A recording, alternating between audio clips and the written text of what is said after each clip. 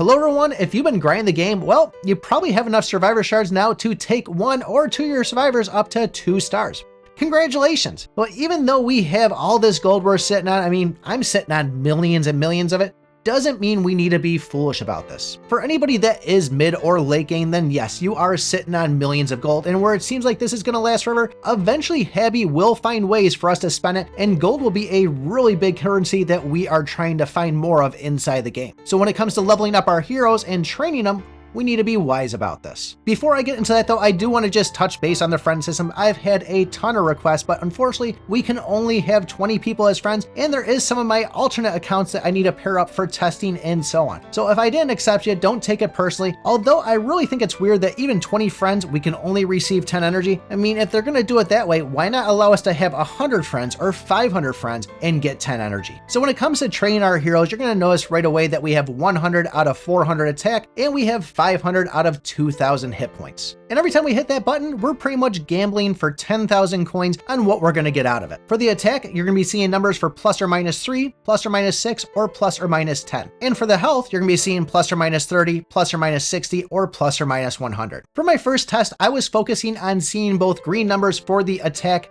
and the health, and that's when I would hit save. Everything else I would discard. And for my second test, I was focusing on seeing green numbers for at least one of them, but mainly I was focusing on seeing green numbers for the attack. And what I want you to think about is for the attack, we actually need to gain 300 more attack. And by doing so, it's going to be by 3, 6, or 10s. And for the health, it's going to be 1,500 health at 30, 60, and 100. So for the health, it would take 50 tries if all we did was grab +30s. And if we grab +60s, well, that would be 25 tries. And for 100, oh, that's going to be 15 tries to max out our health. For the attack, if we only saw +3s, that's going to be 100 times of hitting that 10,000 coin button. And if they were +6, well, that's going to be 50 times. And last, there's a really big one that you want to see, which is going to be +10. That's going to take 30 tries. So when you look at the fractions of it, it's actually more difficult to get the numbers with the attack bonuses in it. And I really wish I had a third survivor to take up to 2 stars, so I could really focus just on the 10 pulls to see how fast and how much that would get us there. When I took the first hero start to finish, I spent about 1.3 million in gold. And when I went the other way and was focusing on at least getting 1 green one, it was about 1.2 million gold. And I know what you're thinking. 100,000 gold does not sound like a lot of gold when you're sitting on 42 million.